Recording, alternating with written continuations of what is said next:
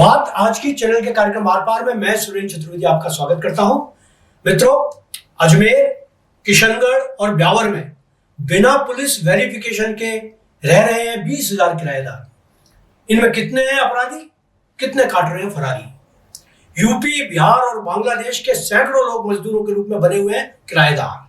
मकान मालिकों की हो जांच। कुछ अलग विषय पर ब्लॉग लिखना ही मुझे अपने अन्य पत्रकार मित्रों से अलग करता है।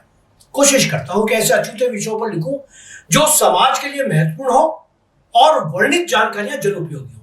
लीजिए आज का ये ब्लॉग। अजमेर, किशनगढ़ और ब्यावर में जिस स्तर पर अपराध कारित हो रहे हैं, उनके पीछे सबसे बड़ा कारण है किराएदार। जी हाँ, ये बात सुनने में बड़ी अजीब लग रही हो, लेकिन हकीकत यही है। इन तीनों शहरों में लगभग 20,000 किराएदार ऐसे हैं जिनके मकान मालिकों ने पुलिस को सूचना देकर नाम पतों की तस्दीक ही नहीं करवा रखी है। इनमें अधिकांश किराएदार उत्तर प्रदेश, बंगाल और बिहार के हैं। किशनगढ़ में रहने वाले किराएदार तो 90% अवैध रूप से रह रहे हैं। कमोबेश अजमेर और ब्यावर के किराएदारों को भी यही स्थिति है। आश्चर्य की बात तो यह है कि सभी शहरों में किराएदार प्राय अकेले मकानों में रह रहे हैं, जाति विशेष के झुंडों के साथ। कई समूह तो ऐसे हैं जो आसपास के लोगों के बीच संदिग्ध माने जाते हैं, जो अपना नाम, पता और जाति बदल कर रह रहे हैं।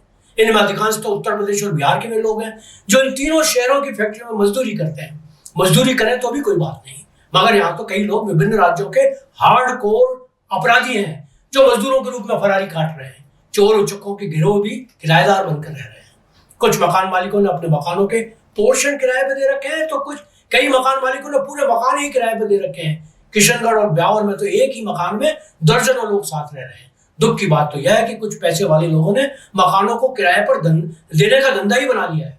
अजमेर में सोमलपुर, बकरा मंडी, माखोपुरा, तबीजी, रातीडांग, जनता कॉलोनी, दरगाह क्षेत्र, नागपनी, वैशाली नगर आदि इलाकों में जहां बांग्लादेश से भागकर लोग अवैध रूप से रह रहे हैं, कहीं वहीं खानाबदोश के रूप में भी अपराधी भारी संख्या में रह रहे हैं। अजमेर में जब जेसी शर्मा और कुंवर राजदीप सिंह पुलिस कप्तान थे, उन्होंने अभियान चलाकर ऐसे कई लोगों को पकड़ा था। कई खुखार अपराधी भी उनके हाथ लगे थे, कई पुलिस से बचकर भाग छूटे थे। इन तीनों ही शहरों में यदि थाना क्षेत्रों के हिसाब से मकान मालिकों के विरुद्ध जांच अभियान शुरू किया जाए और ऐसे लोगों के विरुद्ध कार्रवाई की जाए जिन्होंने पुलिस वेरिफिकेशन के बिना किराएदार रख रखे हैं, तो कई चौंकाने वाले अपराधी सामने आ सकते हैं। किशनगढ़ और ब्यावर में किराएदार बनकर रह रहे अपराधी शहर के दूसरे हिस्सों में जाकर अपराध कारित करते हैं और चुपचाप अपने घरों में हाथ दुबकते हैं।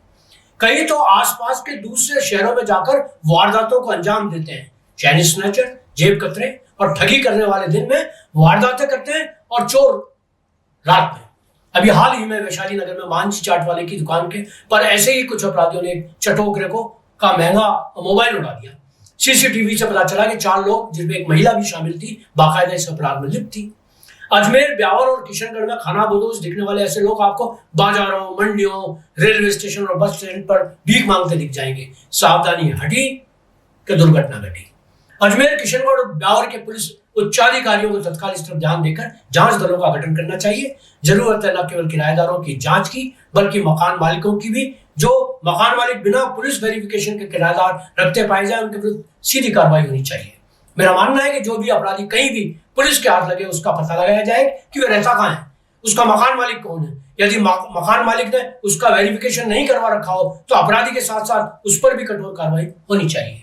पुलिस में नवाचारों के लिए राज्य भर में अपनी अलग पहचान बनाने वाले अजमेर पुलिस रेंज के आईजी ओम प्रकाश, जिसे मैं उम्मीद करता हूं कि वह इस दिशा में कोई सार्थक पहल करेंगे। यहाँ मैं यह भी बता दूं कि यदि उन्होंने यह पहल नहीं की, तो बाद में शायद ही कभी कोई पहल कर पाए। धन्यवाद, आज इतना ही।